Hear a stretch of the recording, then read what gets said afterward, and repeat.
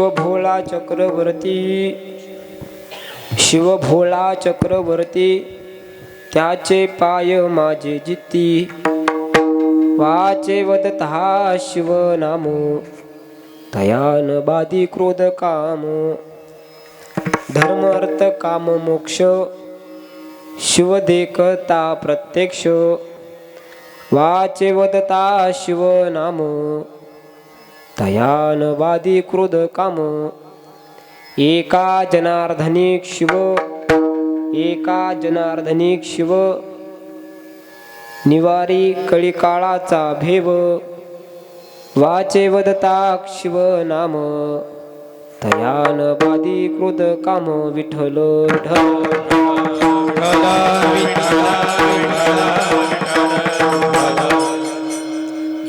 हा जो मधला भाग आहे तो बोलून घ्या. त्या हिरव्या साडीला आई नाही उठा आणि आपण पुढे सरा, या उठा, आपली जागा सोडा आणि पुढे सरा. पुढं जो मधला भाग आहे ना तो पूर्णपणे पुढे सरा. मावशी तुम्ही पण जरा पुढे सरा, पाठीमागून येणाऱ्या लोकांना बसता येईल. सरा पुढे सरा.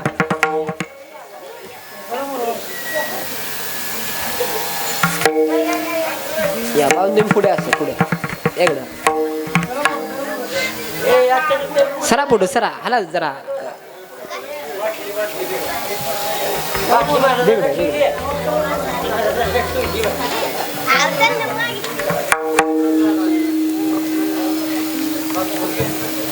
विठ्ठल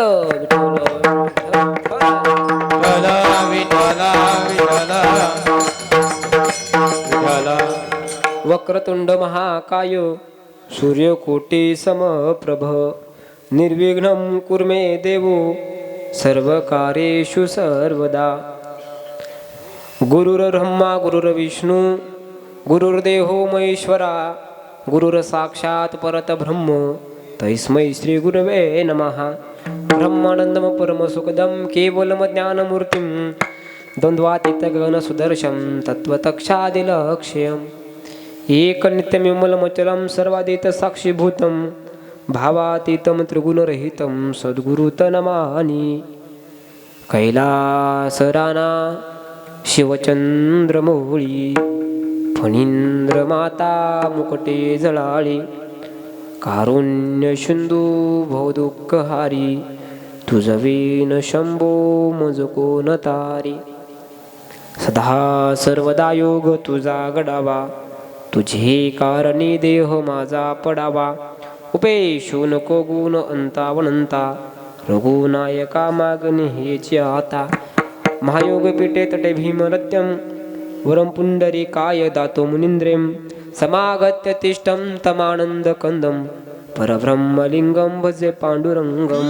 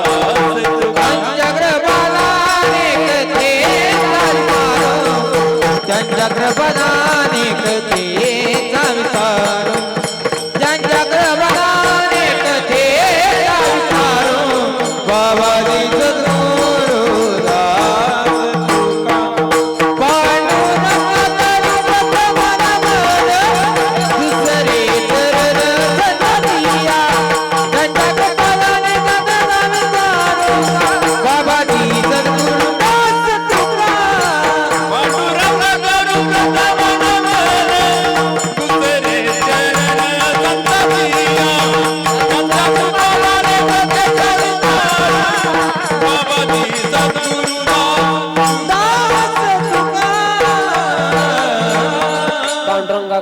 मन मन दुसरे चरण संतांचे या, त्यांच्या कृपा दाने कथेचा विस्तारू, बाबाजी सद्गुरुदास तुका जयांचे केले या स्मरण, होय सकळ विद्येचे अधिकरण, तेची वंदू श्री चरण श्री गुरूंचे ते नमस्कारुण्या आता, ओम नमोजी आद्या वेद प्रतिपाद्या, जय जय सेवेस्वेंद्यात्मरूपा विठ्ठल विठ्ठल.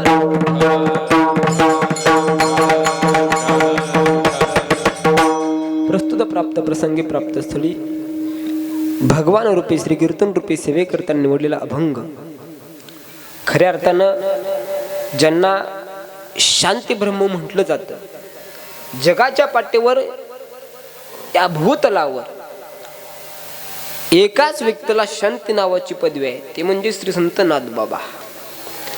नाथबाबांचा अभंग आजच्या कीर्तन रूपी सेवे करता निवडलेला आहे. कीर्तन काय निमित्ताने बसल्या सगळ्यांना ज्ञात आहे. फक्त माझ्या सर्व आईनं एक विनंती असेल, आईनो आपण परमपवित्र भारत मातेच्या कुशीमध्ये जन्माला आलो. या पृथ्वी तलावर अनेक देश आहेत, या पृथ्वी तलावर अनेक देश आहेत, पण या सर्व देशांपैकी एकाच देशाला माता म्हटलं जातं, त्याचं नाव आहे भारत माता. या भारत मातेच्या कुशीमध्ये आपण जन्माला आलो आहे. आईच्या कुशीमध्ये आपण जन्माला आलो. या आईच्या धर्तीवर आपण बसलोय ना, आपलं एक आद्य कर्तव्य आहे. ज्या संस्कृतीनं आम्हाला आमचं अंग प्रदर्शन झाकून आम्हाला साडी नेसायला लावली ना, त्याचं कारण आहे आमची आई डोक्याच्या केसापासून ते पायाच्या नकापर्यंत झाकून जावी म्हणून आहे.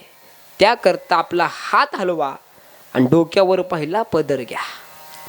हा, अनेकांना वाटलं बोवा काय सांगतोय आता, पण पदर घ्या. ऐका कीर्तन. आता कीर्तन काय निमित्ताने बसल्यानं सगळ्यांना ज्ञात आहे. आज भगवान शंभू महादेवाची शिवरात्री आहे. वर्षभर भले माणसाने नका उपवास करू द्या, यश महाराज नका उपवास धरू द्या, पण शिवरात्रीला प्रत्येक घरातील प्रत्येक जीवानं उपवास केला पाहिजे. आता मला सांगा, अनेकांची उपवास धरण्याची रीत वेगळी असते. कोण सकाळी धरतं, संध्याकाळी सोडून देतं. पण खऱ्या अर्थानं महाशिवरात्र सुरू होते 12 वाजता रात्रीच्या आणि आज संपते खऱ्या अर्थानं. ही पूर्ण जो 24 तासाचा जो पर्व काळ आहे, त्या पर्व काळामध्ये भगवान शिवाला आपण हाक मारल्यानंतर भगवान शिव तुमच्या आमच्याकरता धावून येतात. आता बसलेल्या कीर्तन मंडपामधील मला सर्व लोकांनी जाणीवपूर्वक उत्तर द्या, किती जणांनी उपवास धरला नाही अशांनी हात वरती करा. हा, सगळ्यांनी उपवास धरलाय, बरोबर आहे ना. हा, कुणी जीवन धरला असेल, कुणी खिचडी खाऊन. उपवासाचं उपवास म्हणजे काय? दिवसभर न खाता राहणं, त्याचं नाव आहे उपवास. पण आपण एक बारकाव्यानं एक विचार करा, ज्या दिवशी आपला उपवास त्या दिवशी बजरंग महाराज आपण जास्त खातो. त्याचं कारण आहे, दिवसभर उपवास धरला. उपवास शास्त्रामध्ये फार वेगळा सांगितलेला आहे. जे निष्ठावंत वारकरी आहेत त्यांचा उपवास काल सकाळी चालू झाला, उद्या दुपारी संपणार आहे. आमचा उपवास आज सकाळी चालू झाला आणि आज संध्याकाळी संपणार आहे. धरून सुद्धा न धरल्यासारखा आहे. त्याला बोडकी एकादश म्हणतात महाराज. त्याचा काही सुद्धा उपयोग नाही. शिवरात्रीचं या पुराणामध्ये फार वेगळं महात्म्य आहे. आपण या भगवान शिवशंकराच्या जवळ बसलेलो आहे. आपलं भाग्य आहे. या जगाच्या पाठीवरून अनेक लोक शंभू महादेवाचं दर्शन करण्याकरता येतात. आपलं भाग्य आहे, आपण शंभू महादेवाच्या पायथ्याला जन्माला आलोय. आपलं भाग्य आहे. या शंभू या जगाच्या पाठीवर नाथबाबा सांगतायत, बाबांनो शिव भोळा चक्रवर्ती त्याचे पाय माझे चित्ते. नाथबाबांनी आता अनेकांना प्रश्न पडतो, अनेकांना हा प्रश्न आहे, महाराज विष्णू वेगळा आणि शिव वेगळा, वारकरी वेगळा आणि शिवभक्त वेगळा. पण हे मला सांगा, शरीर एकच आहे ना? एक डावा हात आणि उजवा हात आहे. दोन्ही बाजू जरी वेगळ्या असल्या मेंदू मात्र एकच आहे. मला सांगा, आता कीर्तन लक्ष द्या, मला सांगा, तुम्हाला सांगितलं डोक्यावर पदर घ्या, तुम्हाला मी आज्ञा दिल्यानंतर पहिली आज्ञा हाताला पोचली का डोक्याला पोचली? बोला. पहिली आज्ञा कोणाला पोचली? डोक्याला पोचली, हाताला नाही. पहिलं तुमचा मेंदूपर्यंत करंट आला, तिथून विद्युत वाहिनीनंतर आपल्या हाताच्या नसा ताट झाल्या, तो हात आपला साडीला गेला ना, आपण तो डोक्यावर पदर घेतला. म्हणजे पहिलं माझी आज्ञा कोणापर्यंत गेली? बोला की, तुमच्याकडे बोलत नाहीत का? तुम्ही मुके आहेत का? हा, बोलणारी माणसं मला आवडतात. ऐका कीर्तन. मला सांगा, पहिलं मेंदूपर्यंत पोचलं, मेंदूने हाताला हाक दिली, बाबा डोक्यावर पदर घ्या. मेंदू मात्र एकच आहे. आपल्या बाजू डावा हात आणि उजवा हात, बरोबर आहे? बोला. डावा हात आणि उजवा हात, हे दोन हात वेगळे जरी असले तरी ह्यांना आज्ञा कोण देतंय? मेंदू. मग शिवभक्त वेगळा असला आणि वारकरी वेगळा असला, भक्ती मात्र एकच आहे. भक्ती मात्र एकच आहे, पण ती भक्ती करत असताना शुद्ध भावनेने केली पाहिजे. पांडुरंगाची भक्ती करा, शंकर महादेवाची भक्ती करा, किंवा अन्य कोणत्या सुद्धा देवाची भक्ती करा, भक्ती कोणाची होणार आहे? भगवान परमात्म्याची. या जे विश्वच्या जगाच्या मालकाने निर्माण केलं, तो विश्वाचा मालक मात्र एकच आहे, पण त्याचे आकार मात्र भिन्न आहेत. पण आमच्या मातामौलांचं असं होतं, सोमवार आला की शिवभोळा चक्रवर्ती, मंगळवार आला की भवानी आहे, बुधवार आला की बोलावा विठ्ठल, गुरुवार आला की स्वामी समर्थ, शुक्रवार आला की परत अंबाबाई, शनिवार आला की शरण हनुमंता, आणि रविवार आला की मल्हारीची वारी. 8 दिवस आम्ही देवाची वेगळी भक्ती केल्यानंतर 8 दिवसामध्ये देव आम्हाला पावला का? याचं उत्तर आहे, नाही पावला. का पावला नाही? जाणीवपूर्वक ऐका. देवाला हृदयामध्ये साठवावं लागतं. देवाला फक्त डोळ्यामध्ये साठवून चालत नाही. का? देवाला डोळ्यामध्ये साठवून हृदयामध्ये साठवलं, त्यांचं नाव आहे संत. विठ्ठल डोळा देखी येला. आम्ही देवळात गेलो की जाणीवपूर्वक मला उत्तर द्या, मी काय करतो? देवाला तुमच्या देवाला नमस्कार करतात ना? हा, देवाला नमस्कार करतो, पण देवाला नमस्कार करत असताना आपण काय करतो? डोळे झाकून घेतो. देवाला गेलतो कशा करता? दर्शन घेण्याकरता. देव पाहिला का? नाही नाही नाही. डोळे उघडे ठेवा, देवाकडे पहा. देवाची नजर तुमच्यावर पडली की तुमच्या दर्शनाची महाराज चिंताच मिटून गेली. पण आमची भक्ती वेगळी, आमचा भाव वेगळा आहे. पण संत सांगतात, त्या भगवान परमात्म्याला, त्या भोळ्या शिवाला चित्तामध्ये ठेवला. आता आमच्या चित्तामध्ये देव कधी नसतो. आम्हाला देव कधी आठवतो? देव कधी आठवतो आम्हाला? एखाद्या सणावाराला आठवेल, एखादं संकट आल्यावर आठवेल. पण संतांना देव हा क्षणोक्षणी आवडतो, क्षणोक्षणी आठवतो. संतांनी देवाला हाक मारली की देव धावून येतो. त्याचं कारण आहे, संतांनी देवाला मिळवलं पण आम्ही देवांना लांब केलं. त्याचं कारण आहे, त्याचं कारण आहे. संतांची भक्ती शुद्ध होती, तुमची आमची भक्त अशुद्ध आहे. मला सांगा, आम्ही रोज सकाळी अंघोळ करतो, रोज सकाळी अंघोळ करतो. जाणीवपूर्वक ऐकून जा. माणसाने, आता मला सांगा, आपण सगळी ग्रामीण भागातली माणसं आहे, आपण भल्या पाटे सकाळी लवकर उठतो. आम्ही येताना बघा भजन महाराज पाहिलं, अनेक लोकांचे भले भले मोठे गोटे आहेत. आता गोट्यात काम करायचं म्हणलं की सकाळचं लवकर उठावं लागतं. 8ला 9ला उठू, गया धारा देतील का?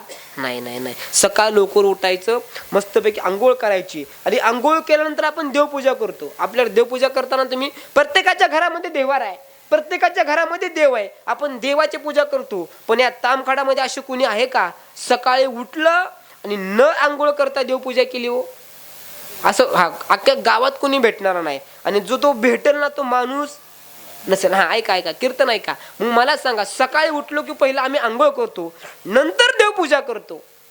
पण जाणीवपूर्वक ऐकून जा, देवाची पूजा करण्याकरता आंघोळ केल्यानंतर, स्नान केल्यानंतर आमचा बाह्य रंग शुद्ध होतो, पण देवाची पूजा करण्याकरता आमचा अंतरंग शुद्ध लागतो.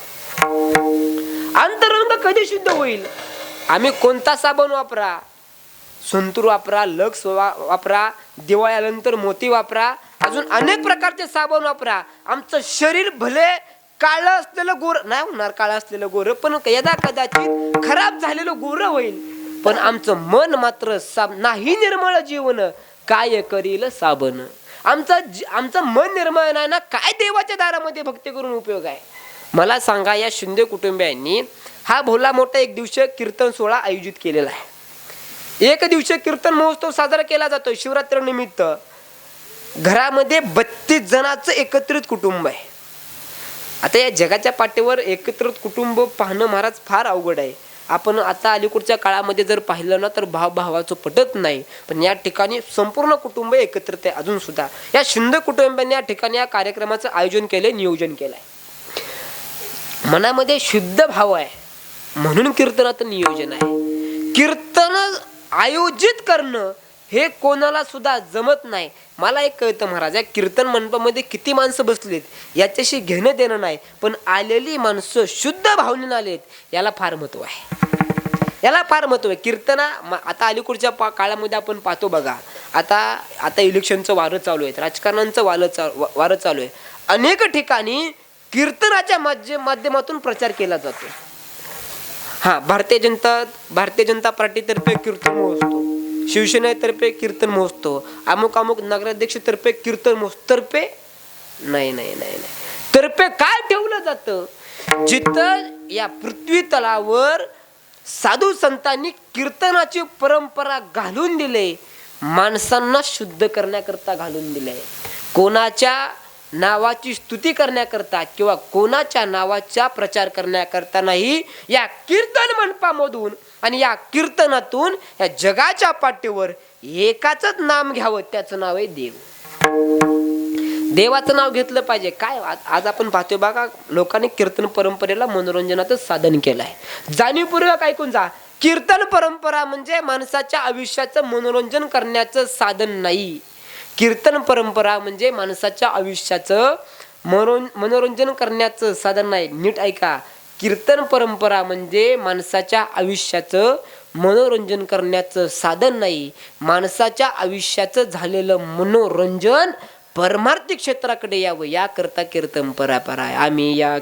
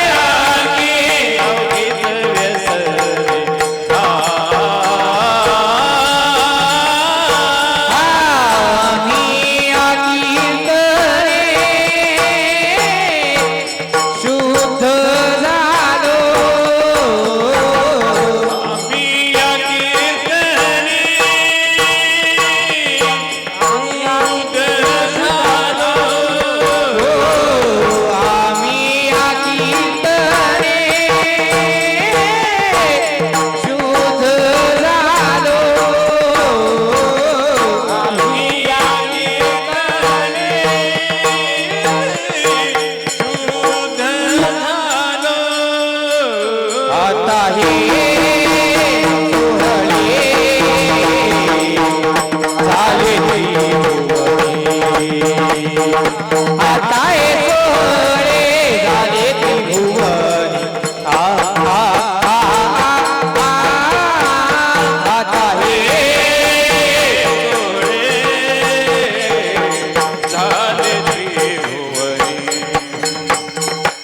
संसाराच्या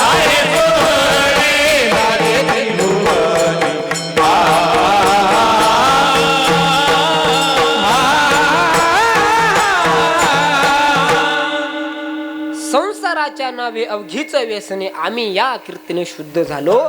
कीर्तन परंपरेमध्ये आल्यानंतर माणसाचा देह शुद्ध होतो.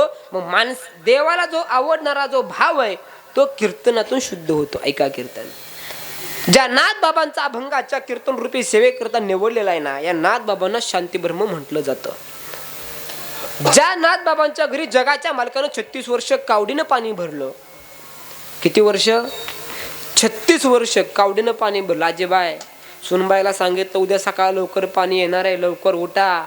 सुनबाई म्हणते आत्याबाई तुम्हीच उठा आणि तुम्हीच पाणी भरा. पण संतांनी पंढरीच्या विठोबाला हाक मार, देवा य काय काम आहे? पाणी भरायचंय. जगाच्या मालकाने पंढरीची वीट सोडली आणि नाथ बाबांच्या घरी 36 वर्ष कावडीनं पाणी भरलं. नाथ बाबांचं जाऊन द्या. जनाबाईनं भल्या पाटे देवाला हाक मारली, देवा ये कशा करता? दळण दळण्याकरता. जगाच्या मालकानं जनाबाईची हाक ऐकली, पंढरीची वीट सोडली. जनाबाई जवळ येऊन बसला. जनाबाईनं सांगितलं देवा काय कशासाठी आला? जनाबाईनं जात्याला हात लावला. त्याच्यावर लावतो बघा, आता खुंटा असतो बरोबर आहे ना, खुंटा ओढतात. तर जातं काय राहिलं नाही महाराज. आता काय जातं गेलं ते. आता आली चिक्की. प्रत्येकाच्या घरामध्ये गिरण आली. त्यामुळे जाता आता आपल्याला पाहायला मिळतं. कधी हो? हा घाणा बांगड्याला आता काही काळानंतर त्या घाणा बांगड्याचे जे हळकुंड जे टेचतात ना, म्हणजे ते बारीक करतात ना, काही काळानंतर ते सुद्धा चिक्कीमध्ये टाकतील माणसं त्या. हा काळ बदलला महाराज, फार पडले. ऐका कीर्तन. भल्या पाटे जनाबाईनं हाक मारली. जनाबाईनं खुंट्याला हात लावला. जनाबाई म्हणायला लागली विठ्ठल माझा पिता, रुक्मिणी माझी माता. देवानं जनाबाईकडं पाहिलं. देव म्हणायला लागला विठ्ठल माझा पिता, रुक्मिणी माझी माता. रुक्मिणीनं पाहिलं. देव दिसना, कुठे गेला देव? रुक्मिणीला समजलं देव जनाबाईंच्या घरी गेलाय. देव जनाबाईंच्या घरी गेलाय. रुक्मिणी माता जनाबाईंच्या घरी गेली. जनाबाईच्या घरी गेल्यानंतर पाहते तर काय, जनाबाई पुढे म्हणते विठ्ठल माझा पिता, रुक्मिणी माझी माता. देवानं रुक्मिणीनं पाहिलं. ओ भगवंत काय करताय? काय म्हणताय तुम्ही? देवानं सांगितलं रुक्मिणी अगं ही जी जनाबाई ना, जनाबाईच्या खुंट्याच्या खाली तू हात लाव, तुला अनुभूती येईल. रुक्मिणी खाली बसली. खुंट्याला हात लावला. जात वडाय सुरुवात केली. जनाबाई पुढे म्हणायची विठ्ठल माझा पिता, रुक्मिणी माझी माता. रुक्मिणी पण म्हणायला लागली विठ्ठल माझा पिता, रुक्मिणी माझी माता. भल्या पाटे जनाबाई करता देव येतो ना, काय देवाची लीला आहे. जनाबाईचं सोडा, गोरोबा काकांकरता देव धावून आला. आपल्या सेना महाराजांकरता देव धाव, प्रत्येक संता करता देव धावून आला. का? त्यांची हाक शुद्ध भावनेने होती म्हणून देव धावून आला. ज्या नाथ बाबांचा अभंगाच्या कीर्तन रूपी सेवेकरता निवडलेला आहे ना, नाथ बाबा सांगतायत तो भोळा शिव चक्रवर्ती, त्याचं पाय माझ्या चित्तामध्ये आहेत. माणसाच्या चित्तामध्ये काय आहे याच्यावर त्याचं अख्खं जीवन अवलंबून आहे. आमच्या चित्तामध्ये संसार असला ना, राग रांगोळी जरी झाली तर संसार नावाच्या बंधनातून माणसाची मुक्तता होणार नाही. संसार अहो किती दिवस संसार करणार आहे? मला सांगा, या ठिकाणी कमवल्यावर काय सोबत येणार आहे? किती संपत्ती कमवली, काय सोबत येणार आहे? माणूस येताना मोकळा आला, जाताना सुद्धा मोकळा जाणार आहे.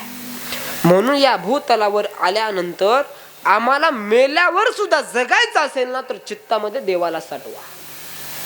त्याचं कारण आहे नाथ बाबांनी सांगितलं. आता या ठिकाणी अनेक जणांना प्रश्न आहे, शिव भोळा म्हटलं म्हणजे देव काय येडा आहे का?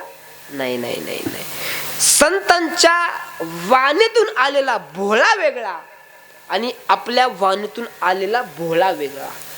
आपण म्हणतो बघा हा माणूस वेडा आहे, पण संत म्हणतात देव म्हणतो वेडा तो कुंभार. का वेडा आहे त्याचं कारण आहे, तो सतत देवाचं नामस्मरण करतोय. चिखल तुडवताना सुद्धा विठ्ठल, जेवताना सुद्धा विठ्ठल, झोपताना सुद्धा विठ्ठल, उठता बसता विठ्ठल. तुकोबराय तर म्हणायचे दिन रजनी हाच आमचा धंदा गोविंदाचे पवाडे. आमचं झालंय असं, संतांना भजनातून वेळ मिळाल्यानंतर संत संसार करायचे. माणसाचं वेगळं आहे, मी काय म्हणतोय लक्ष देऊन ऐका. संतांना भजनातून वेळ मिळाल्यानंतर संत संसार करायचे, पण माणसाचं संसारातून वेळ मिळाल्यानंतर माणूस भजन करतो.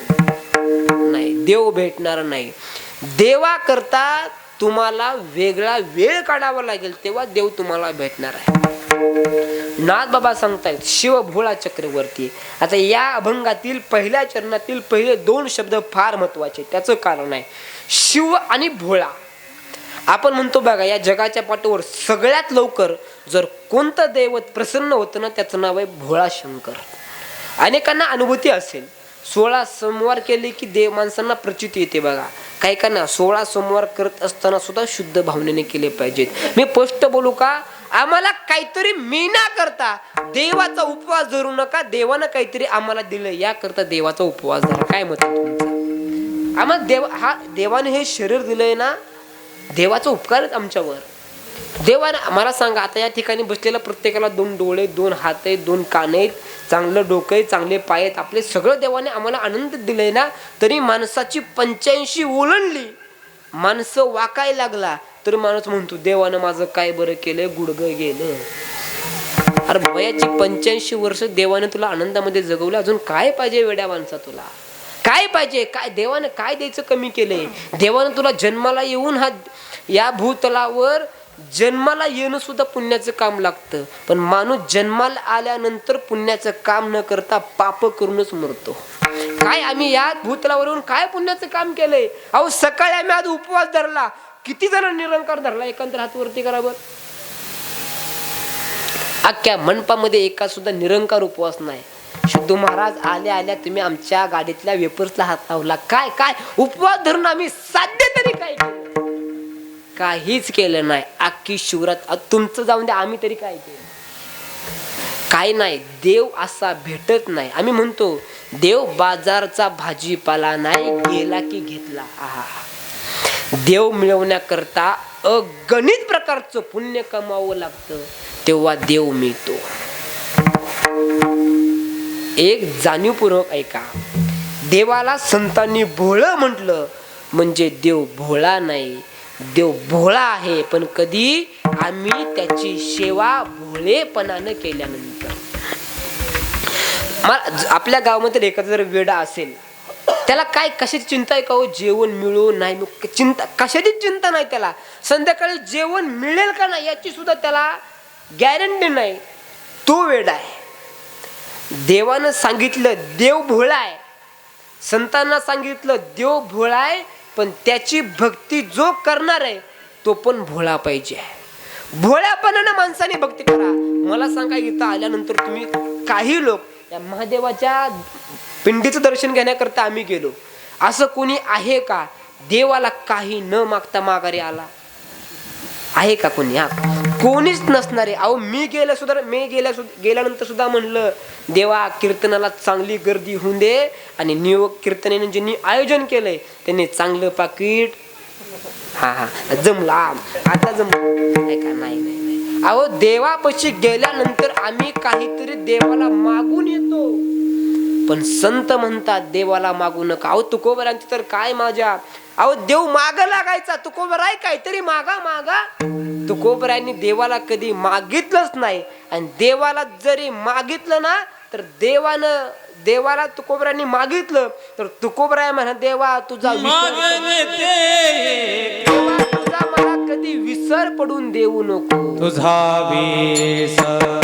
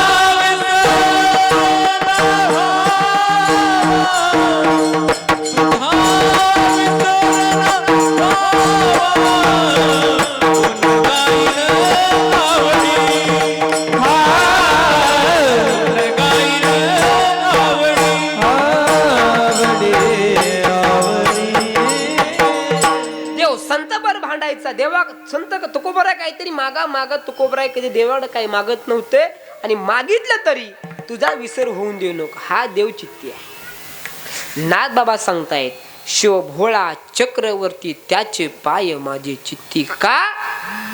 तो भोळा आहे आणि त्या शिवाला माझ्या चित्तामध्ये साठविला हरी. जी ही हृदय म्हणजे सरली एर झाला सफल व्यापार. देव चित्तामध्ये साठवला, देव मिळवला. का? तो भोळा आहे. म्हणून देव जो मिळवण्याकरता आम्ही भोळेपणा दाखवल्यानंतर तो भगवान परमात्मा आम्हाला प्राप्त झाल्याशिवाय राहणार नाही. म्हणून नाथ बाबा अभंगाच्या पहिल्या चरणात सांगतात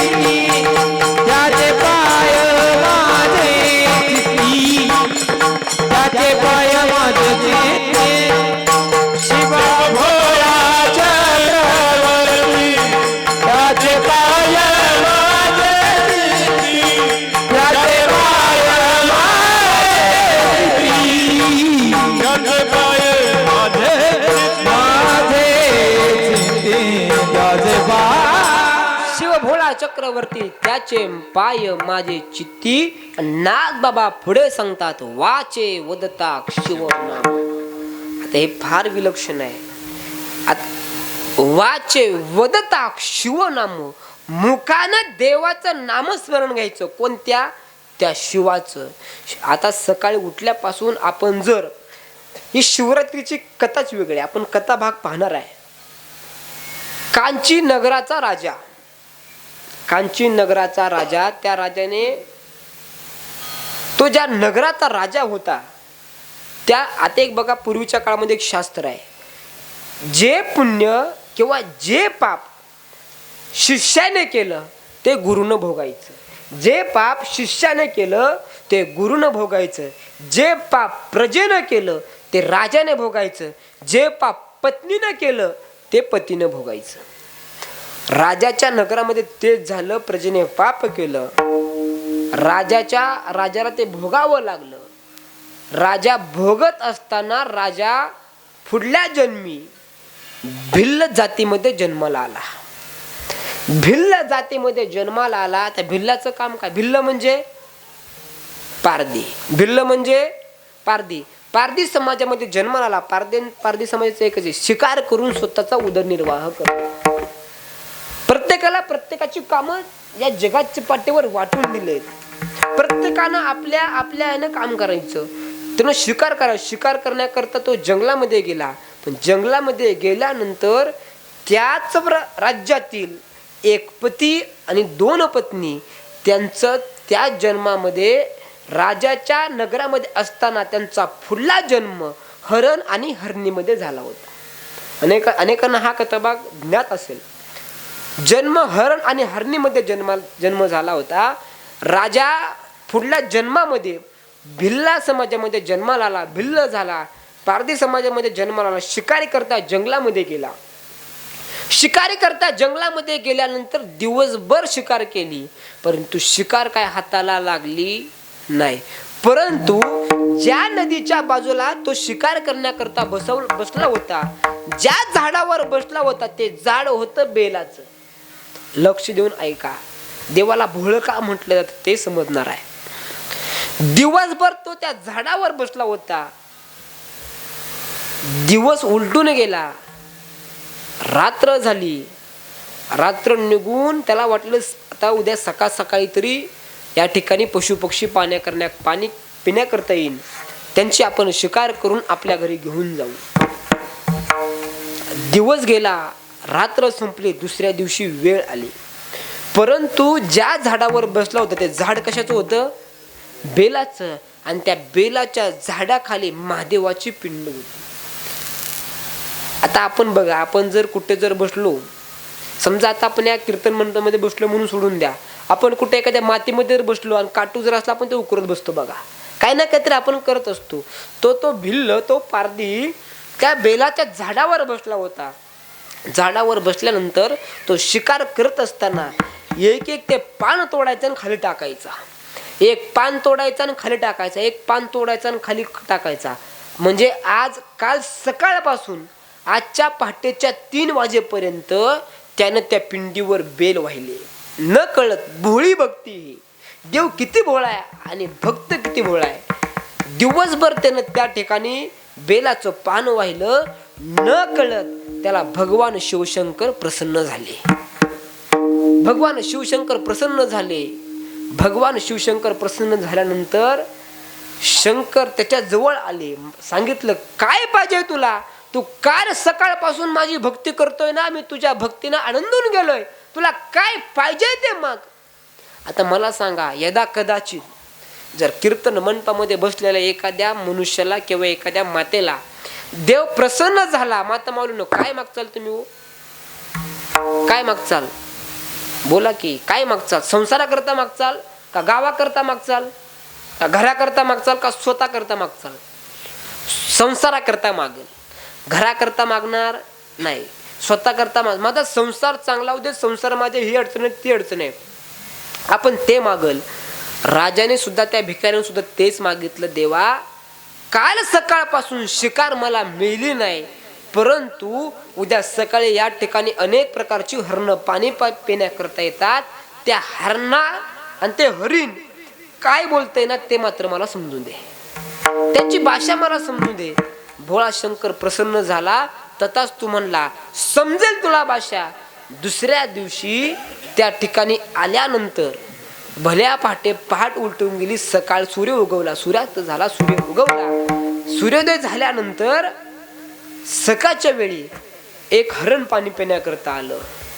जाळं टाकून बसलेला भिल्ल, त्या जाळ्यामध्ये हरिण अडकलं आणि त्या हरणाला वाचवण्याकरता राजाच्या राज्यामध्ये ज्या 2 पत्नी अनेक पती होता, त्यांचा जन्म त्या हरिण जे प्राणी होते त्यांना तो जन्म मिळाला होता. तो राजाच्या राज्यामधील तो मनुष्य त्या जाळ्यामध्ये अडकला, तो हरिण रूपाने अडकला. हरिण त्याजवळ आल्या, डसाडसा रडायला लागल्या. परंतु भगवान शंकर त्या राजाला प्रसन्न झाल्यानंतर त्या भिल्लाला प्रसन्न झाले होते.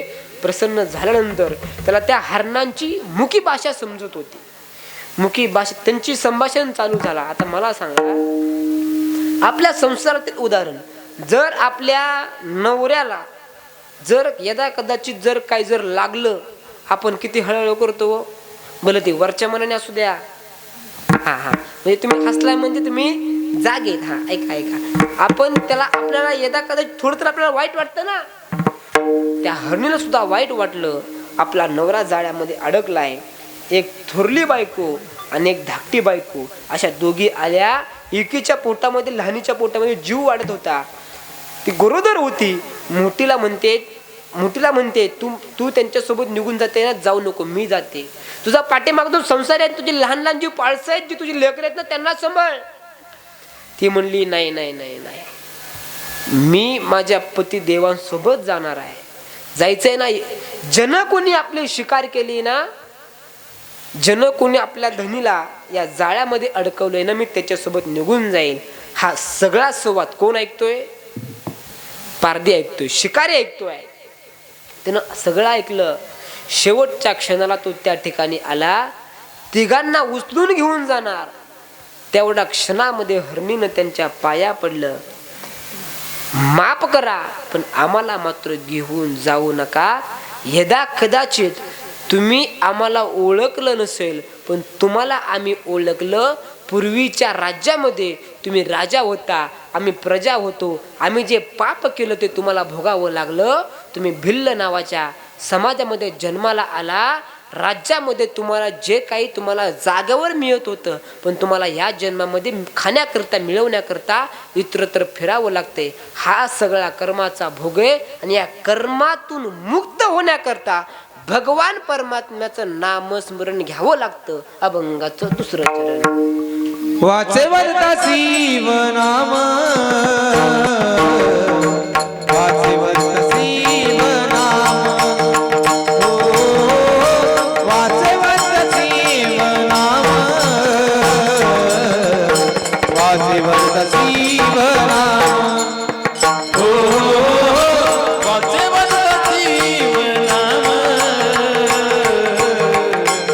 वाचे वरता शिवनाम.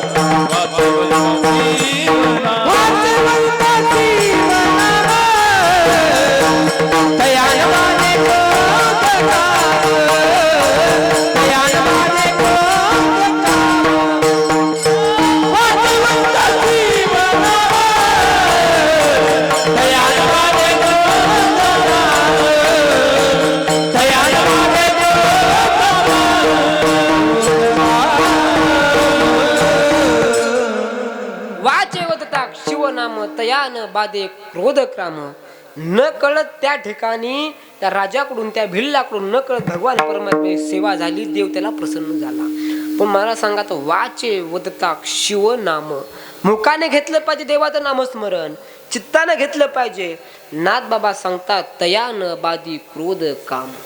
त्याला काय, या भूतलावर नंतर भगवान परमात्म्याचं नामस्मरण चिंतन केल्यानंतर, देवाचं नाव घेतल्यानंतर, नामस्मरण केल्यानंतर आम्हाला कशाची सुद्धा चिंता करण्याची गरज नाही. म्हणून एकदा त्या भगवान परमात्म्याचं नामस्मरण विठोबा काम, भगवान परमात्म्याचं नामस्मरण चिंतन करा. आयुष्यामध्ये त्याला काही सुद्धा बदणार नाही. नाथ बाबा सांगताय धर्म अर्थ काम मोक्ष. धर्म अर्थ काम मोक्ष. संसारामध्ये येऊन ज्या आम्ही 4 गोष्टी करतोय ना, त्याचं नाव आहे धर्म अर्थ काम आणि मोक्ष. धर्मामध्ये जन्माला आल्यानंतर ज्या परमपवित्र भारत मातेच्या कुशीमध्ये आपण जन्माला आलो आहे. विविध प्रकारचे धर्म या मातीमध्ये आहेत. त्या जगाच्या पाठीवर सगळ्यात मोठा आणि महान धर्म त्याचं नाव आहे हिंदू धर्म. जगाच्या पाठीवर या भूतलावर आपण ज्या कुशीमध्ये जन्माला आलोय ना, ती म्हणजे भारत मातेची कुशी आहे. ज्या नाथ बाबांना सांगितलं धर्म, तो धर्म म्हणजे काय आहे. धर्म नेमका धर्म धर्म धर्म महाराज, धर्म म्हणजे काय. या धर्मामध्ये अंतर माणसानं नीतीनं वागणं, चांगलं वागणं, नीट राहणं, संसार करत माणसाने चांगलं जगावं. जरा हॅमिंग मारते बघ बोलताना, आवाज कमी ठेवा. धर्म अर्थ काम मोक्ष शिव देखता प्रत्यक्ष. संसारामध्ये आम्ही जे काय करतोय ना तो देव पाहतो. काहीही करा, सकाळी तुम्ही झोपल्यानंतर सकाळ उठवायचे का नाही हे कोणाच्या हातामध्ये? देवाच्या. मोबाईल मधल्या अलारामच्या हातामध्ये नाही. अलाराम फक्त आमच्याला चालना देतो. जर मेंदूपर्यंतच अलारामचा आवाज आला नाही, समजला माणूस गेला. देवा एवढी माणसाची श्रद्धा पाहिजे. काळ बदलला, काळाच्या युगामध्ये बजरंग महाराज माणसं सुद्धा बदलली.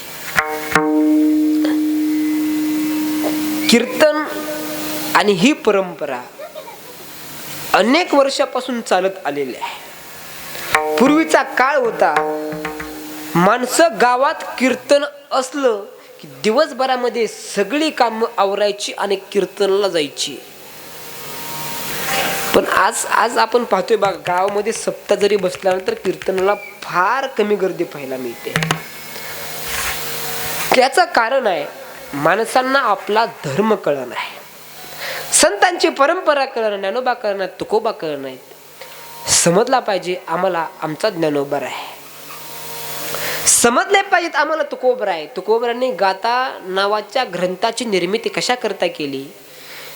ज्ञानोबरांनी ज्ञानेश्वरीची निर्मिती केली, तुकोबांनी गाथेची निर्मिती केली, माणसाच्या उद्धाराकरता केली. आम्ही यदा कधी ज्ञानेश्वरीकडे कधी पाहिलं नसेल, यदा कधी तुकोबरांच्या गाथेकडे आम्ही कधी पाहिलं नसेल, पण स्पष्ट ऐकून जा.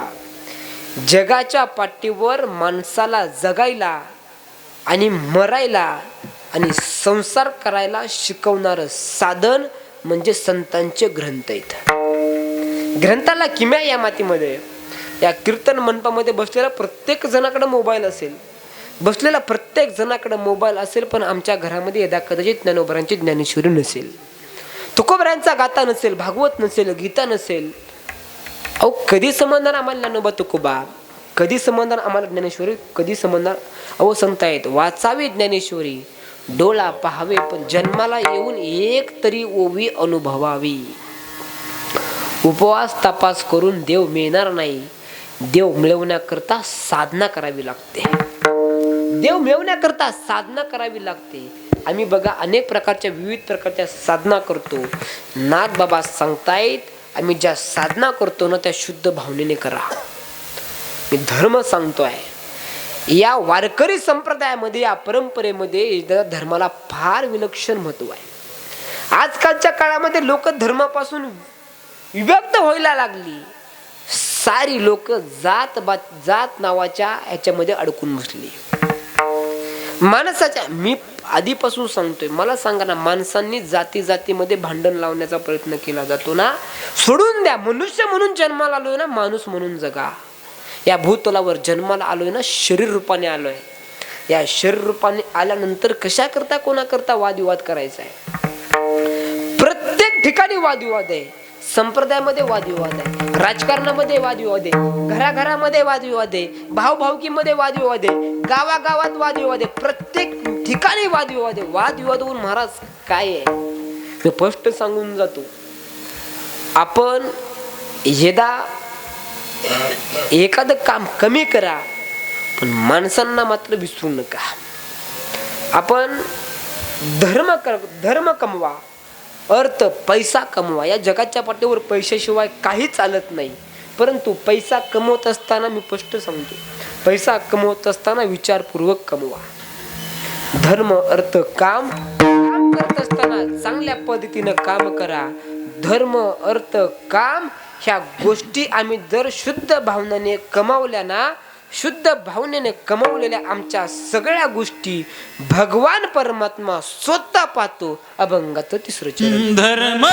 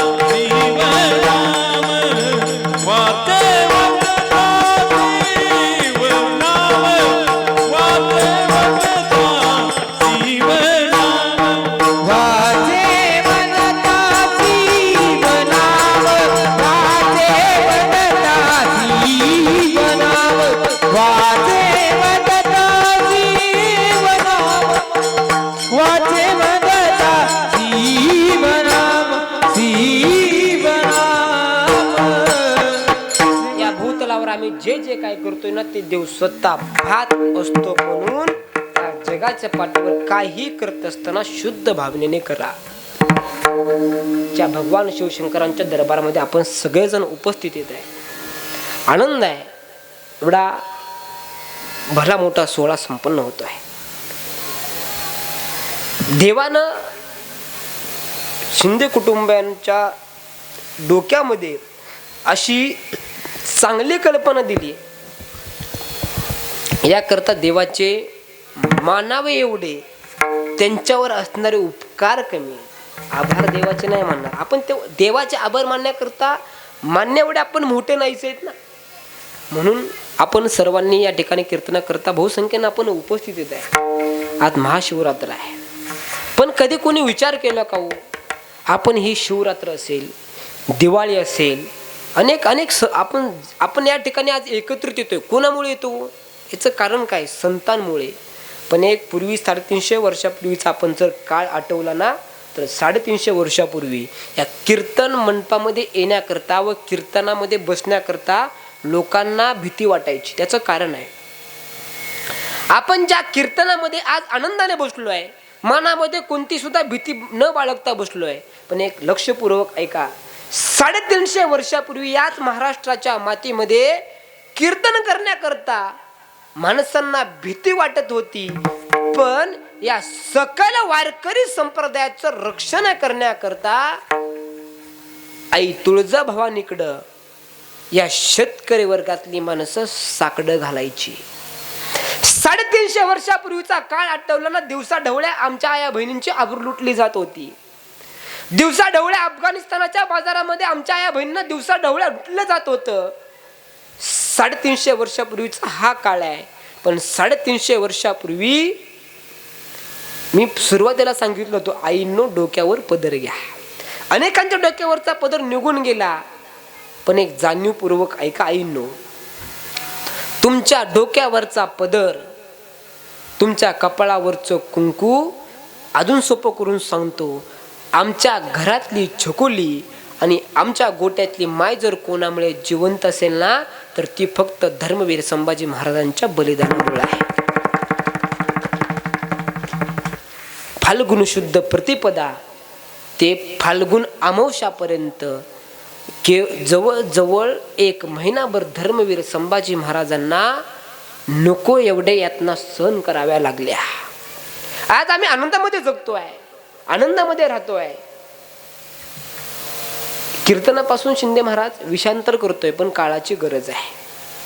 कारण आहे, आज आपण या कीर्तन मंडपामध्ये बसलोय ना, तर केवळ धर्मवीर संभाजी महाराजांच्या बलिदानामुळे बसलो आहे. आठवा कधीतरी धर्मवीर संभाजी महाराजांना, आठवा कधीतरी छत्रपती शिवाजी महाराजांना.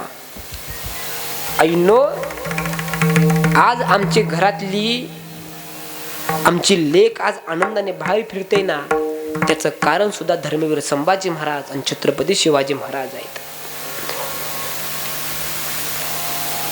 जन्माला आलोय आम्ही या हिंदू धर्मामध्ये, जन्माला आलोय आम्ही भारत मातेच्या कुशीमध्ये आहे. धर्मवीर संभाजी महाराजांना संगमेश्वरामध्ये कैद केलं.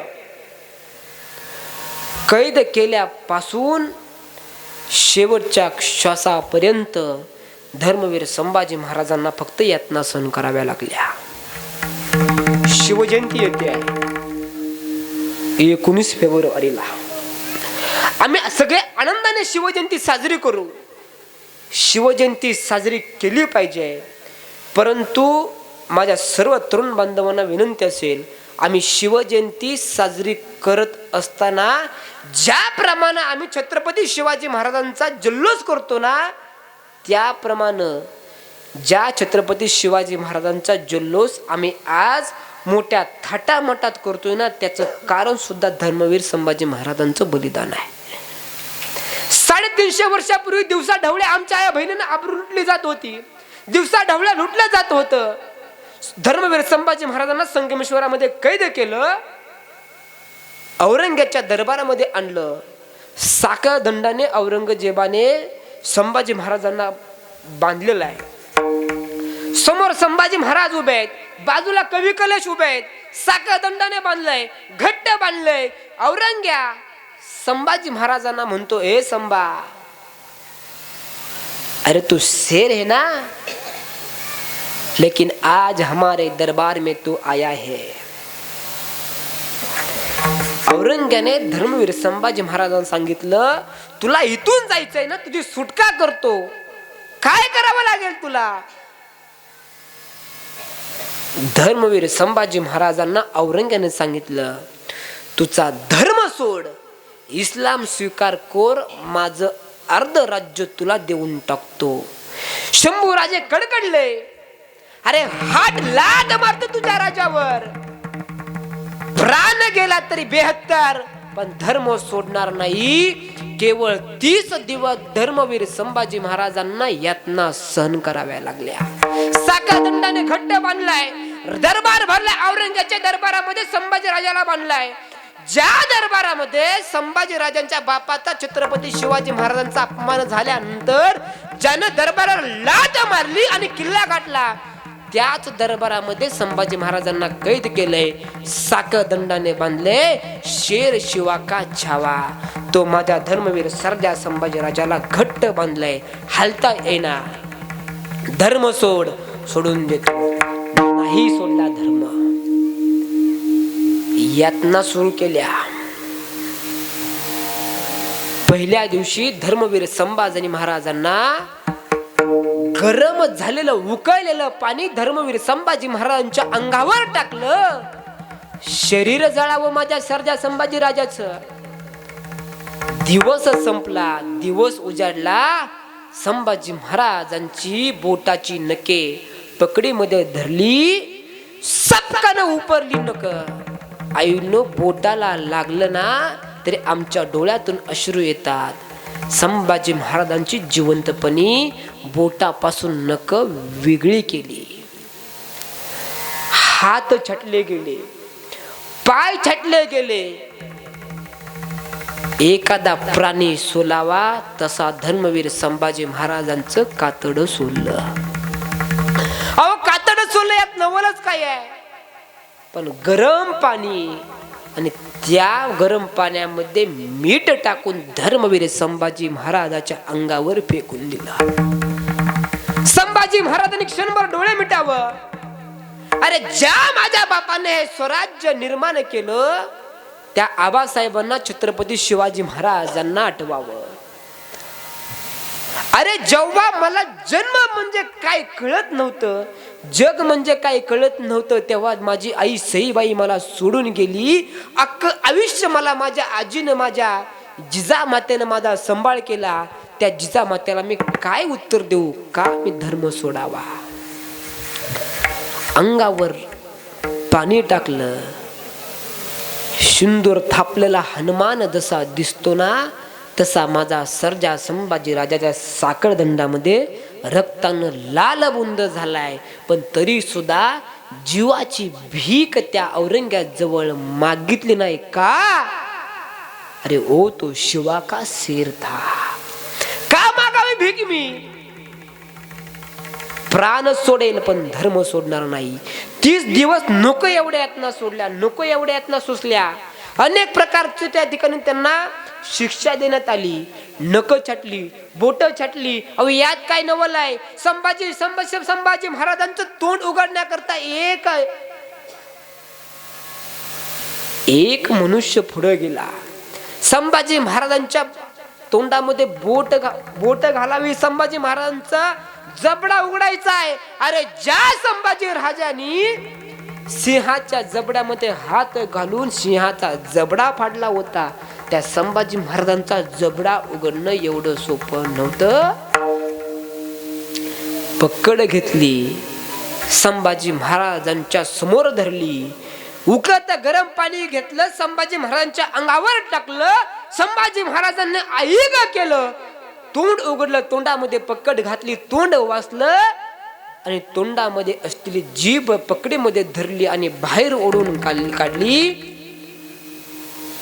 समोर असलेल्या यवनानं आपली तलवार काढली, वर नेली आणि सपकन संभाजी महाराजांच्या जिभेवर टाकली. शरीरापासून जीभ समोर पडले, पण पडलेल्या जिभेमधून सुद्धा आवाज येतोय, हर हर महादेव. काय संभाजी महाराजांचं बलिदान आहे. शेवटच्या क्षणापर्यंत यातना सोसल्या, नको एवढ्या यातना सोसल्या. शेवटच्या क्षणापर्यंत तुळजापूरच्या आई अंबाबाईची कवड्याची माळ आपल्या हृदयाला कवटाळून ठेवली. शेवटच्या क्षणापर्यंत संभाजी राजांनी आपल्या बापाला छत्रपती शिवाजी महाराजांना डोळ्यात आठवलं. शेवटच्या क्षणापर्यंत संभाजी महाराजांनी याच महाराष्ट्राच्या मातीमध्ये दिवसा ढवळ्या लुटलेल्या आया बहिणींना आठवलं. दिवसा ढवळ्या आईच्या कपडावरचं कुंकू पुसलेलं संभाजी महाराजांनी आठवलं. शेवटच्या क्षणापर्यंत संभाजी महाराजांनी आपला जीव अडकून ठेवला. शेवटच्या क्षणापर्यंत प्रयत्न केला. औरंगजेबाने धर्मवीर संभाजी महाराजांना सोडलं नाही. शेवटचा दिवस उजडला. गुढीपाडव्याच्या अगोदरचा दिवस, अमावस्येच्या फाल्गुन अमावस्याला धर्मवीर संभाजी महाराजांचं धड शरीरापासून वेगळं केलं, भाल्यावर ठेवलं आणि गावामध्ये धिंड काढली. शेवटच्या श्वासापर्यंत आई जगदंबेची कवड्याची माळ स्वतःच्या हृदयाला कवटाळून ठेवली. शेवटच्या श्वासापर्यंत आया बहिणींची लुटलेली आबरू संभाजी महाराजांनी आठवली. शेवटच्या क्षणाला धर्मवीर संभाजी महाराजांच्या अंगातून निघालेलं रक्त इंद्रायणी आणि भीमेच्या कुशीमध्ये गेलं. इंद्रायणी आणि भीमा सुद्धा, दोन नद्या सुद्धा आज सुद्धा फाल्गुन वद्य अमावस्याला वडू तुळजापूरला जावा. इतर दिवस तुम्ही त्या ठिकाणी गेल्यानंतर तुम्हाला त्या ठिकाणी पक्ष्यांचा चिवचिवाट येईल, पण फाल्गुन अमावस्याला त्या वडूळ तुळजापूरला संभाजी महाराजांच्या समाधीला गेल्यानंतर आज सुद्धा संपूर्ण अमावस्या संपेपर्यंत त्या ठिकाणी पक्ष्याचा चिवचिवाटचा आवाज सुद्धा येत नाही. संत रोज खळखळाट वाहणारी ती नदी त्या दिवशी शांत पडून राहते का? अरे जिच्यामुळं हा महाराष्ट्र उभा राहिला, ज्या सर्जा संभाजीमुळं आया बहिणींची आबरू लुटली जात होती, त्या सर्जा संभाजी राजा आज या मातीमध्ये विलीन होतोय. शरीराचे तुकडे केले, फेकून दिले. शेवट संभाजी महाराजांचा प्राण गेला, धर्म नाही सोडला. म्हणून त्या धर्मवीर संभाजी महाराजांचं बलिदान या भूतलावर जन्माला आलेल्या प्रत्येक हिंदूनं पाहिलं पाहिजे. आम्ही आमच्या बापात सुद्धा 14 दिवस पाळतो, काही जण वर्षभर पाळतात, पण ज्या बापामुळे आज आम्ही आनंदामध्ये जगतोय ना, त्या संभाजी महाराजांचं सुतक आम्ही महिनाभर कंप्लीट पूर्ण महिनाभर आम्ही संभाजी महाराजांचं बलिदान मास पाळलं पाहिजे. हे सर्वांना आपली विनंती असेल. सर्वांनी आज आपण या ठिकाणी ज्या माध्यमातून उभा आहे, ज्या माध्यमातून आपण सगळे या ठिकाणी उपस्थित आहे, भगवान शिवप्रभूंची महाशिवरात्र मोठ्या आनंदाने आपण साजरी करतोय. साजरी करत असताना शिंदे कुटुंबियांचे मानावे एवढे खरं धन्यवाद कमी आहेत, कारण की एवढा मोठा सोहळा बजरंग महाराज साजरी करणं सोपी गोष्ट नाही. आपण सगळी आनंदाने या ठिकाणी कीर्तन करता उपस्थित आहे. नाथ बाबांनी ज्याप्रमाणे सांगितलं त्याप्रमाणे भगवान शिव महादेवाची पूजा करा. शंकर आपल्याला प्राप्त करा, देव आपल्याला प्राप्त करा. तो भगवान आपल्याला प्राप्त केल्यानंतर आपल्याला कशाची सुद्धा भीती राहत नाही. अभंगाचं शेवटचं चरण. एका जनार्दनी देव, एका जनार्दनी देव, एका जनार्दनी देव, एका जनार्दनी देव, निवारी काही काळाचे देव, निवारी काही काळाचे देव, वाजे बदता जीवनाव, वाजे बदता जीवनाव, निवारी काही काळाचा भेव, निवारी काही काळाचा भेव, वाजे बदता जीवनाव, वाजे बदता धयान बांधे गगनाव,